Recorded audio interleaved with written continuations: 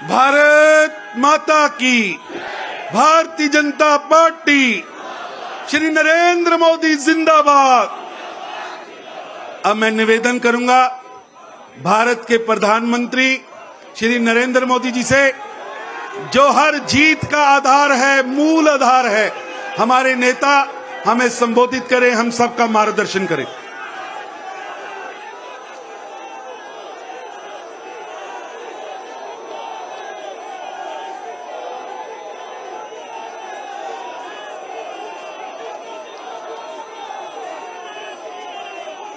भारत माता की, भारत माता की, भारत माता की।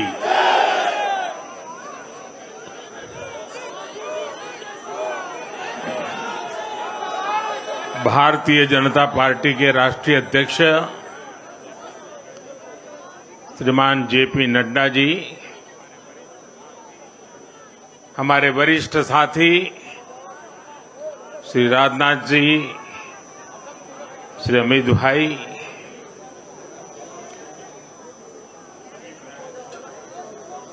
सभी प्यारे साथियों, मैं सबसे पहले जनता जनार्दन के सामने नतमस्तक हूं।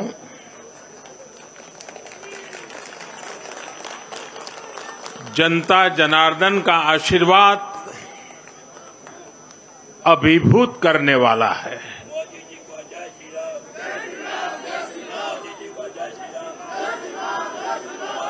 श्रीमान जेपी नड्डा जी के नेतृत्व में भारतीय जनता पार्टी के कार्यकर्ताओं ने जो परिश्रम किया है, उसकी खुशबू आज हम चारों तरफ अनुभव कर रहे हैं।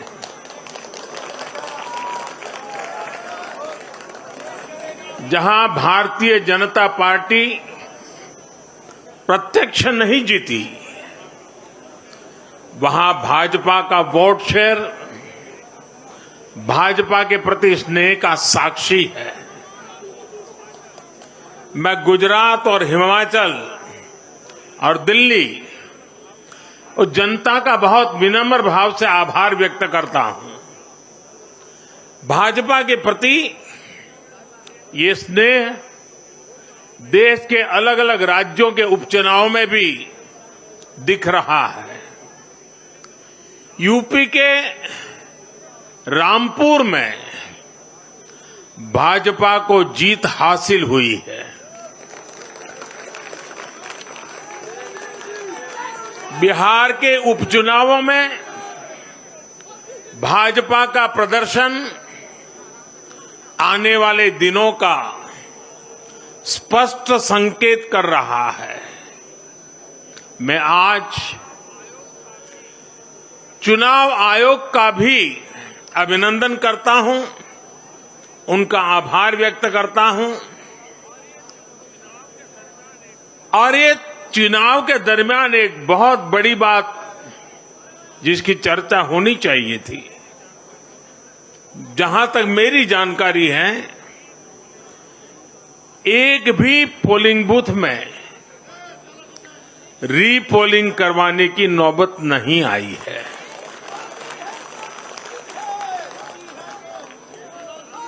मतलब कि सुख और शांतिपूर्ण रूप से लोकतंत्र की भावनाओं को पूरी तरह लेटर एंड स्पिरिट में स्वीकार करते हुए मतदाताओं ने लोकतंत्र के उस उत्सव को बहुत बड़ी ताकत दी है।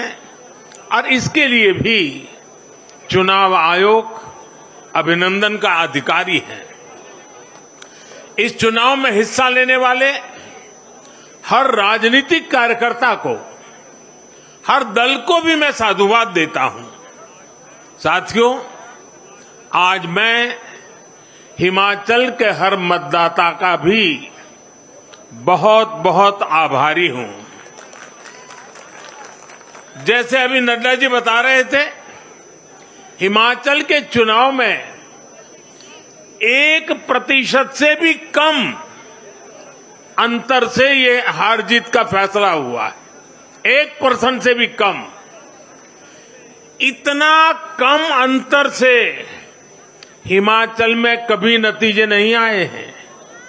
हिमाचल में हर 5 वर्ष में सरकारें बदली हैं, लेकिन हर में जब बदलाव हुआ है, कभी 5%, कभी 6%, कभी 7%। जीतने वाले और हार वाले के बीच में अंतर रहा है।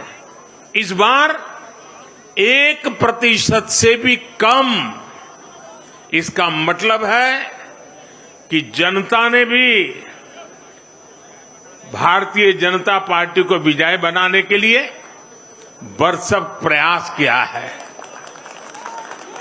मैं हिमाचल की जनता को आश्वस्त करता हूं कि भाजपा भले ही 1% से पीछे रह गई, लेकिन विकास के लिए हमारी प्रतिबद्धता 100% रहेगी।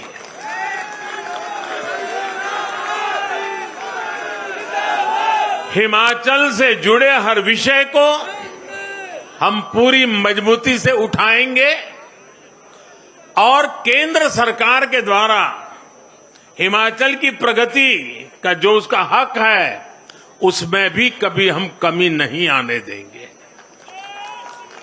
अभी जो मैंने दिल्ली का वर्णन सुना कि किस प्रकार से दिल्ली कॉरपोरेशन को विफल करने के इरादे से जनता के साथ धोखा किया गया, ये काम हम नहीं करते हैं।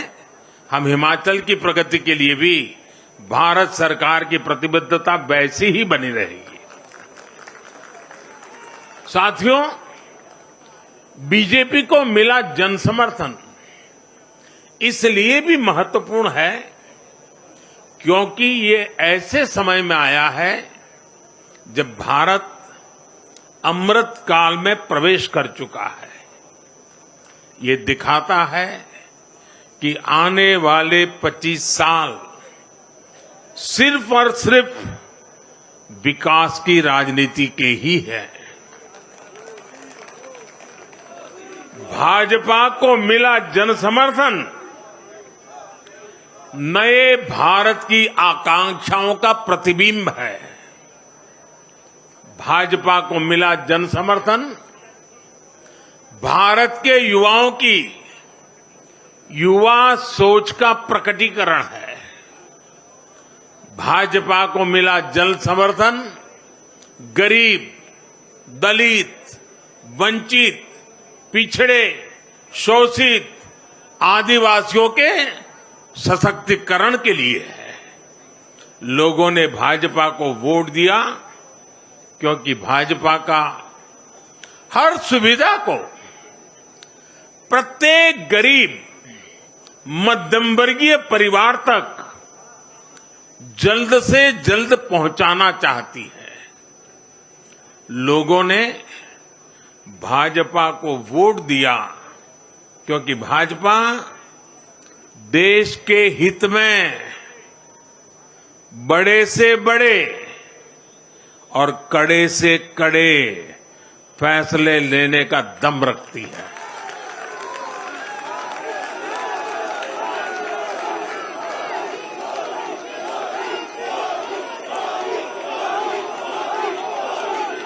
भाजपा का बढ़ता जन समर्थन ये दिखाता है कि परिवारवाद और भ्रष्टाचार के खिलाफ जन आक्रोश लगातार बढ़ रहा है। और मैं इस बात को स्वस्थ लोकतंत्र के लिए एक शुभ संकेत के रूप में देखता हूं। और साथियों, इस बार वाकई गुजरात ने तो कमाल ही कर दिया है।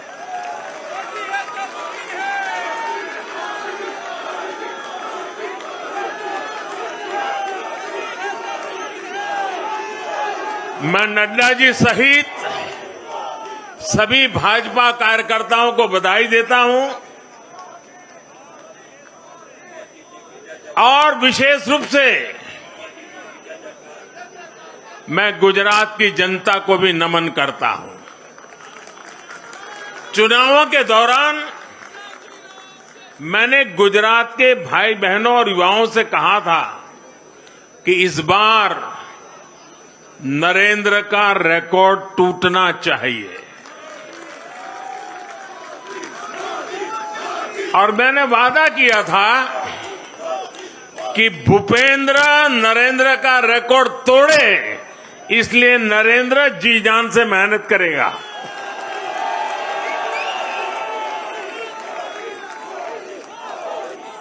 और गुजरात की जनता ने तो रिकॉर्ड तोड़ने में भी रिकॉर्ड कर दिया।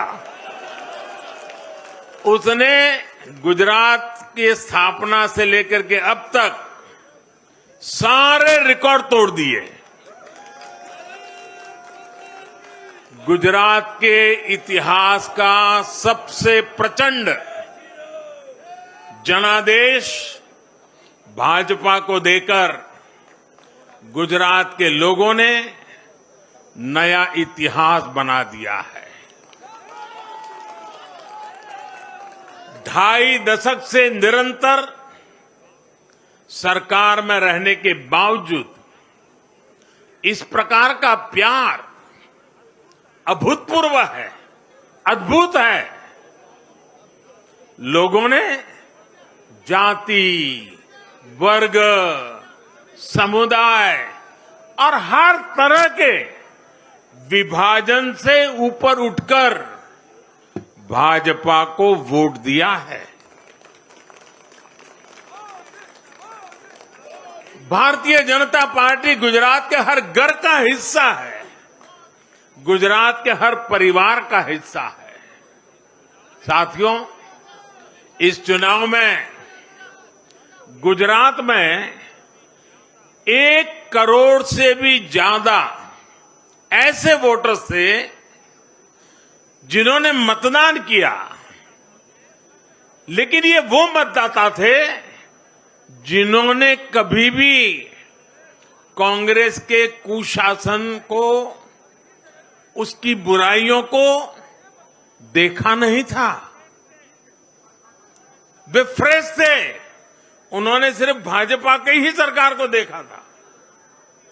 और युवाओं की तो प्रकृति होती है कि वो हमेशा सवाल पूछते हैं, जांचते हैं, परखते हैं, उसके बाद किसी फैसले पर पहुंचते हैं।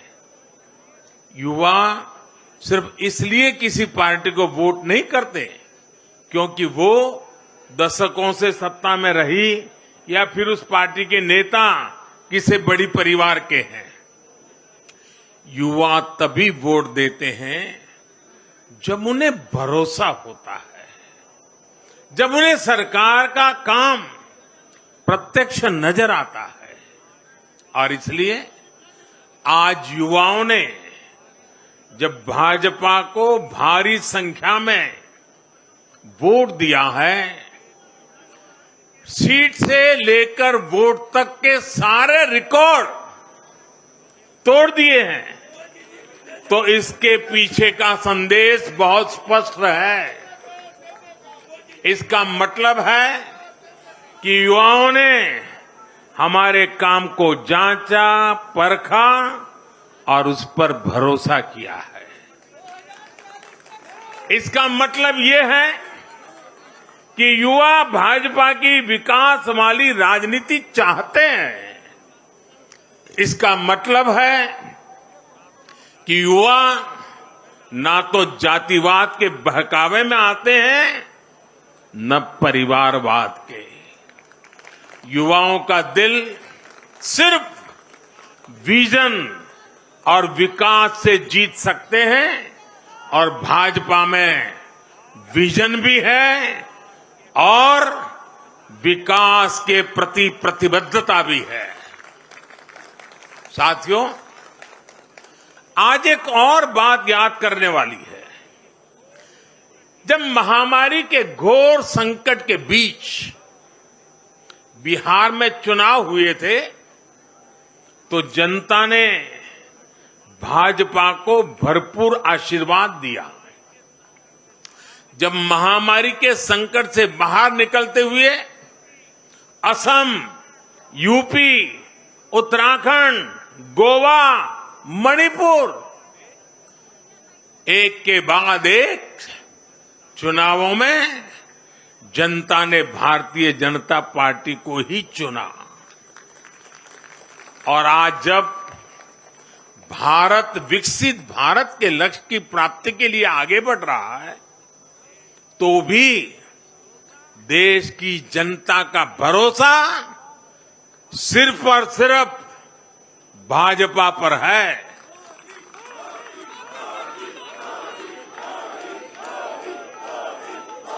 मैं बड़े बड़े एक्सपर्ट्स को भी ये याद दिलाना चाहता हूं कि गुजरात के इस चुनाव में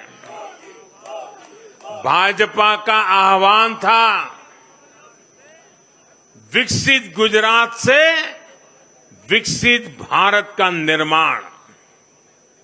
गुजरात के नतीजों ने सिद्ध किया है कि सामान्य मानवी में विकसित भारत के लिए कितनी प्रबल आकांक्षा है। संदेश साफ है, जब देश के सामने कोई चुनौती होती है तो देश की जनता का भरोसा भाजपा पर होता है। जब देश पर कोई संकट आता है तो देश की जनता का भरोसा भाजपा पर होता है। जब देश बड़े लक्ष्य तय करता है तो उनकी प्राप्ति के लिए देशवासियों का भरोसा भाजपा पर होता है। जब देश की आकांक्षाएं चरम पर होती हैं तो भी उनकी पूर्ति के लिए देश की जनता का भरोसा भाजपा पर ही होता है।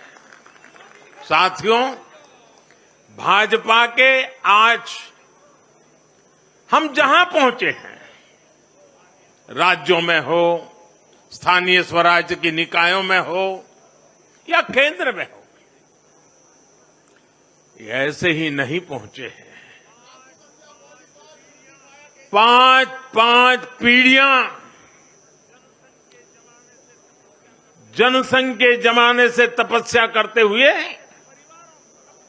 परिवार के परिवारों खपते रहे, तब जाकर के ये दल बना है, तब जाकर के हम यहां पहुंचे हैं।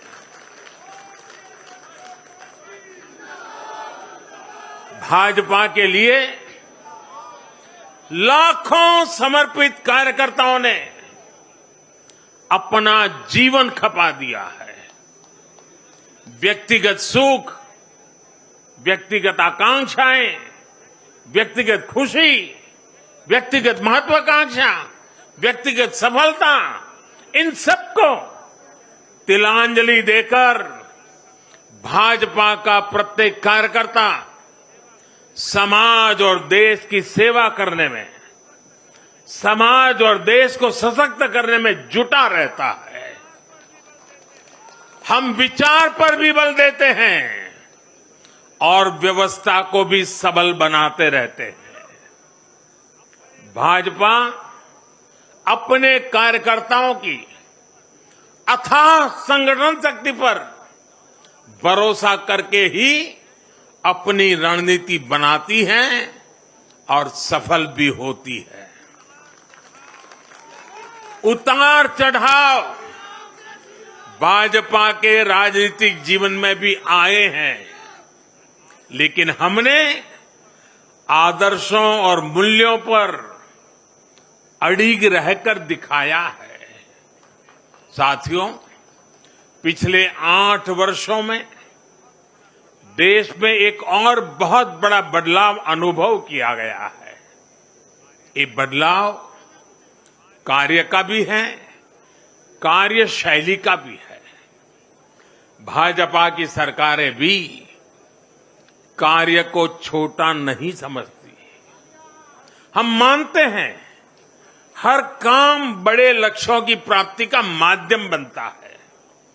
इसलिए भाजपा की सरकारों ने गरीबों के लिए पक्के घर, शौचालय, गैस कनेक्शन, बिजली कनेक्शन, नल से जल, बैंक में खाते, मुफ्त इलाज, मुफ्त भोजन, इंटरनेट ऐसी बेसिक सुविधाओं पर फोकस किया है। पहले की राजनीति में ये बहुत फैंसी विकास नहीं माना जाता था। पहले की राजनीति में इसे बड़े काम के तौर पर देखा भी नहीं जाता था। इसलिए आज जो भी सरकारी लाभ है वो हर व्यक्ति, हर क्षेत्र, हर वर्ग जो उसका हकदार है उस तक तेजी से पहुंचने के लिए ईमानदारी से प्रयास किया जाता है। पूरा का पूरा पहुंचे, इसके लिए टेक्नोलॉजी का भी भरपूर उपयोग किया जाता है।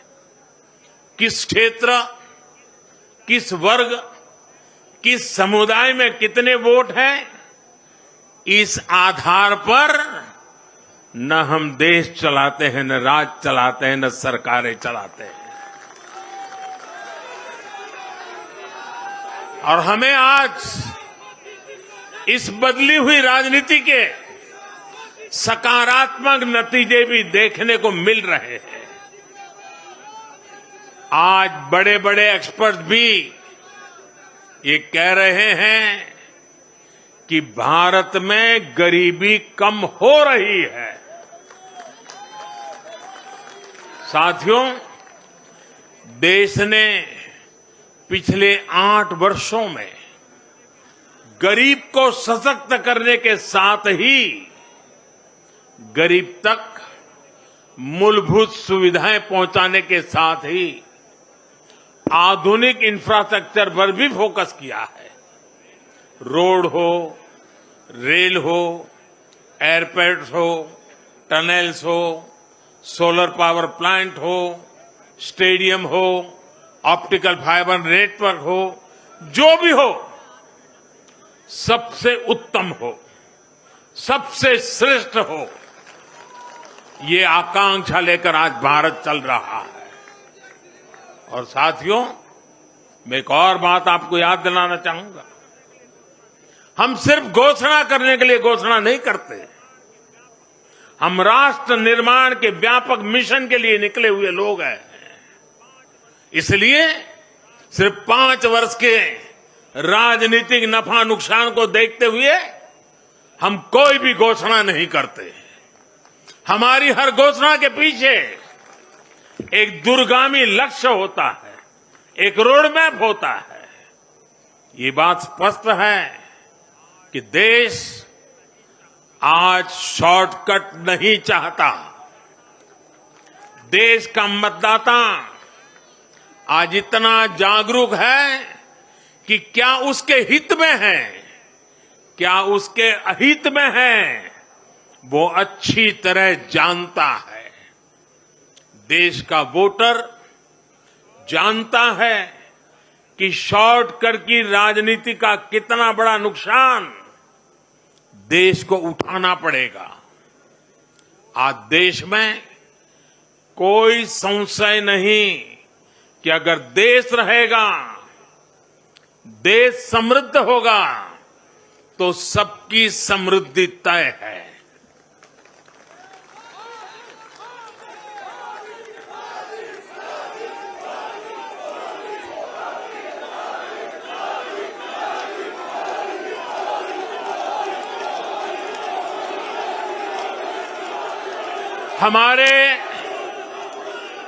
हमारे पूर्वजों के पास अनुभव का अगाध ज्ञान था और अनुभव के निचोड़ से कहावतें बनती थी। और हमारे यहां हमारे पूर्वजों ने हमें विरासत में दी हुई एक कहावत है, आमदनी अठन्नी और खर्चा रुपया। अगर ये वाला हिसाब रहेगा तो क्या स्थिति होगी, ये हम दुनिया में हमारे अड़ोस पड़ोस में आज भली भांति देख रहे हैं। और इसलिए आज देश बहुत सतर्क है। देश के हर राजनीतिक दल को ये याद रखना होगा कि चुनावी हथकंडों से किसी का भला नहीं हो सकता। साथियों, आज के जनादेश में एक और संदेश है। समाज के बीच दूरियां बढ़ाकर राष्ट्र के सामने नई चुनौतियां खड़ी करके जो राजनीतिक दल तत्कालिक लाभ लेने की फिराक में रहते हैं, उन्हें देश की जनता, देश की युवा पीढ़ी देख भी रही है और समझ भी रही है।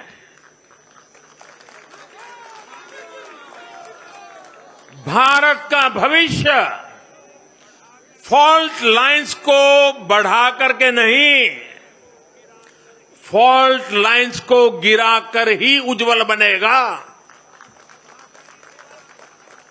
कभी भाषा की दीवार, कभी रहन सहन, कभी क्षेत्र, कभी खान पान, कभी ये वर्ग, कभी वो वर्ग। लड़ने के लिए तो सैकड़ों वजह हो सकती है, लेकिन जुड़ने के लिए एक वजह ही काफी है। ये मातृभूमि, ये धरती, ये देश, ये हमारा भारत।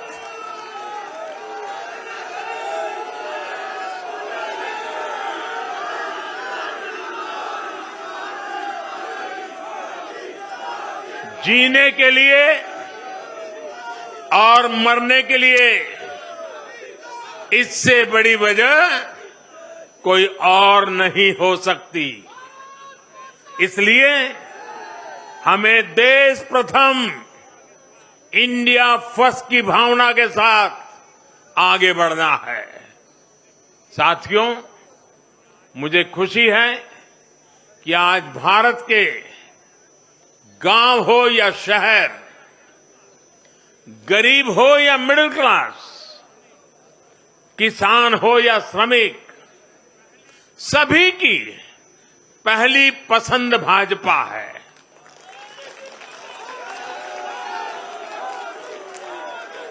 भाजपा को गुजरात के आदिवासी क्षेत्रों का भी अभूतपूर्व आशीर्वाद मिला है। और मुझे अभी जो जानकारी बताई गई, एससी एसटी की गुजरात में करीब 40 सीटें आरक्षित है। 40 में से 34 सीटें थम्बिंग मेजोरिटी से भारतीय जनता पार्टी जीती है।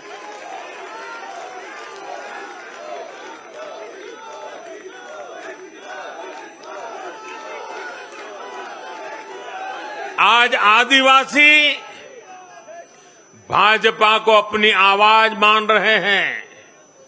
आज भाजपा को आदिवासी समुदाय का जबरदस्त समर्थन मिल रहा है। इस बदलाव को पूरे देश में महसूस किया जा रहा है। ऐसा इसलिए हो रहा है क्योंकि दशकों तक जिन आदिवासियों की आकांक्षाओं को नजरअंदाज किया गया, वो अब देख रहे हैं कि भाजपा लगातार उनकी उम्मीदें पूरी करने में जुटी है। ये भाजपा ही है जिसके प्रयासों से देश को पहली आदिवासी राष्ट्रपति मिली है। ये भाजपा ही है जिसने आदिवासी कल्याण के लिए बजट बढ़ाया और आदिवासी क्षेत्रों में विकास को रफ्तार दी। भाजपा सरकार ने ऐसे अनेक कदम उठाए हैं जिससे आदिवासी समुदाय के लोगों को आर्थिक रूप से मजबूत बनाया जा रहा है। देश भर में आदिवासी स्वतंत्रता सेनानियों के म्यूजियम बनाकर भाजपा आजादी के उन वीर योद्धाओं को सम्मान दे रही है। भगवान बिरसा मुंडा के जन्मदिन को भाजपा सरकार में ही जनजातीय गौरव दिवस घोषित किया गया है। हमारे इन प्रयासों ने आदिवासी युवाओं को उनके स्वाभिमान को ऊंचा किया है। आज भाजपा आदिवासियों को सशक्त करने के लिए हर संभव प्रयास कर रही है। साथियों, आजकल हर चुनाव नतीजों के बाद ये चर्चा भी बहुत होती है कि देश की माताएं, बहनें, बेटियां भाजपा पर इतना आशीर्वाद क्यों बरसाती है।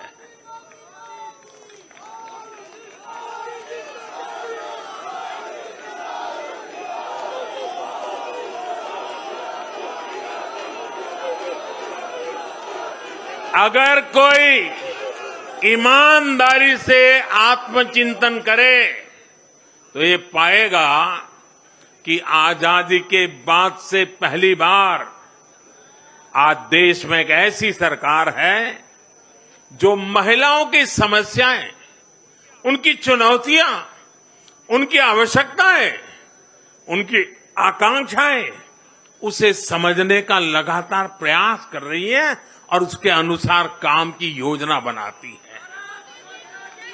गांव देहात से लेकर शहर तक घरेलू कार्य में व्यस्त महिला से लेकर स्वरोजगार करने वाली या किसी रोजगार से जुड़ी महिलाओं के लिए जितना भाजपा सरकार ने किया है उतना पहले किसी भी सरकार ने नहीं किया। महिलाओं के लिए पहले की सरकारों के 70 साल के कार्यों की तुलना में भाजपा सरकार के 7-8 साल के कार्य कहीं ज्यादा है और इसलिए आज जब भी चुनाव होते हैं तो देश की माताएं, बहनें, बेटियां कमल के निशान का सिर्फ बटन ही नहीं दबाती, उनके हाथों में एक आशीष का भाव होता है, आशीर्वाद का भाव होता है और जब वो उंगली कमल के बटन पर रखती हैं तब वो हम जैसे लाखों कार्यकर्ताओं के सर पे विजय तिलक भी लगा देती है।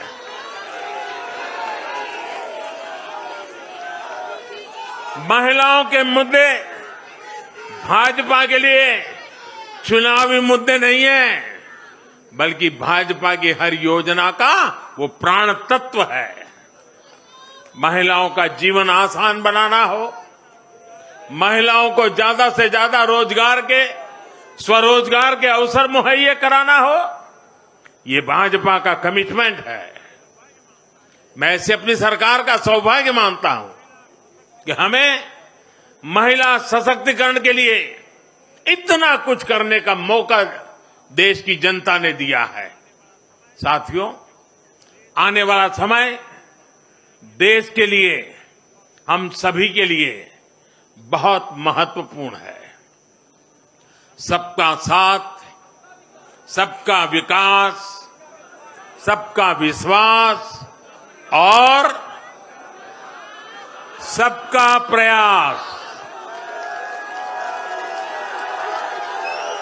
इस भावना पर आगे बढ़ते हुए हमें विकसित भारत के लिए काम करना है। हमें मिलकर एक दूसरे के साथ काम करना है। आइए, नागरिक के रूप में हम विकसित भारत के संकल्प के साथ जुड़े, विकसित भारत के इस अभियान से जुड़े और मैं फिर एक बार देश भर के लाखों कार्यकर्ताओं को 5-5 पीढ़ी की तपस्या को आगे बढ़ाने के लिए हृदय से धन्यवाद करता हूं, अभिनंदन करता हूं। मैं जनता जनार्दन को भी प्रणाम करता हूं। उनके निरंतर आशीर्वाद हमारे लिए नित्य नूतन ऊर्जा बन जाते हैं। ये निरंतर समर्थन हमें सात्विक भाव से, सेवा भाव से, समर्पण भाव से कार्य करने की शक्ति देता है। जब हमें जनता जनार्दन का आशीर्वाद मिलता है तो हमें अधिक परिश्रम करने की प्रेरणा जगती है, अधिक पुरुषार्थ करने का संकल्प जगता है और संकल्पों को सिद्ध करने के लिए जीवन खपा दे करके सिद्धि तक पहुंचाने के लिए हम लगे रहते हैं, क्योंकि जनता जनार्दन इसे हम ईश्वर का रूप मानते हैं। और यही सामर्थ्य, यही शक्ति एक सेवक के भाव से, सेवा भाव से, समर्पण की अप्रतिम राह को प्रकटते हुए चलते रहना, चलते रहना, चलते रहना, चरैवेति चरैवेति चरैवेति, इसी मंत्र को लेकर के हम चल रहे हैं। भाइयों बहनों, इस चुनाव में अब बहुत लोगों को जानने पहचानने का भी अवसर मिल चुका है। पिछले कुछ चुनावों का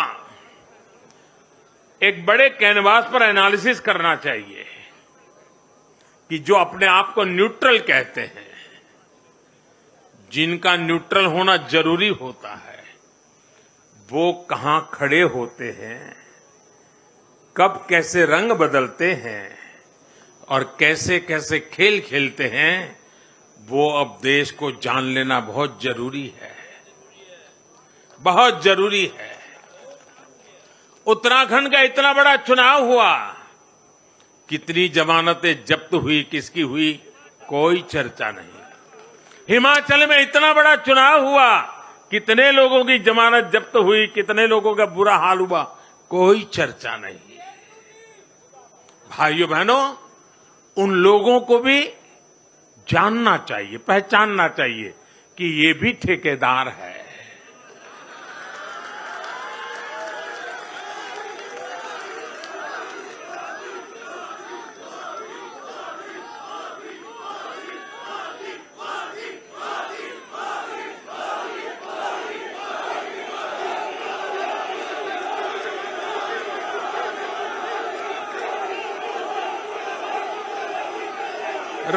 राजनीति में सेवा भाव से एक मुख्य सेवक की तरह काम करना, वो जैसे डिस्क्वालिफिकेशन माना जा रहा है। क्या नौबत आई है, ये कैसे नए मापदंड लगाए गए हैं। अब देखिए, मुझे खुशी हो रही है कि हमारे गुजरात के सीएम भूपेंद्र भाई पटेल करीब करीब 2 लाख वोटों से जीते हैं। असेंबली सीट पे लोकसभा में भी कोई 2 लाख से जीते तो बहुत बड़ी बात मानी जाती है। असेंबली में करीब करीब 2 लाख वोट से जीतना, लेकिन ठेकेदारों का, उनका तराजू कुछ और है। और इसलिए भाइयों बहनों, हमें निरंतर विपरीत इन जुल्मों के बीच में आगे बढ़ना है। हमें अपनी सहन शक्ति को बढ़ाना है, हमें अपनी समझ शक्ति को बढ़ाना है, और हमें हमारे सेवा भाव का विस्तार भी करना है, हमारे सेवा भाव की गहराई भी बढ़ानी है, और सेवा भाव से ही जीतना है। क्योंकि जो जहां बैठा है वो बदलने वाला नहीं है, उसका इरादा नेक नहीं है जी। और इसलिए हमारी कसौटी है, हर पल हमारी कसौटी है। और मैं तो कभी कभी मानता हूं, और खास करके 2002 के बाद मैं विशेष रूप से मानता हूं, शायद मेरे जीवन का कोई पल ऐसा नहीं गया, कोई कदम ऐसा नहीं रहा जिसकी धज्जियां न उड़ा दी गई हो, जिसकी आलोचना नहीं, धज्जियां उड़ा देना, बाल नोच लेना। लेकिन इसका मुझे बहुत फायदा हुआ, क्योंकि मैं हमेशा सतर्क रहा। हर इस प्रकार की बुरी प्रवृत्ति से कुछ न कुछ सकारात्मक खोजता रहा, खुद में बदलाव लाता रहा, सीखता गया, बढ़ता गया।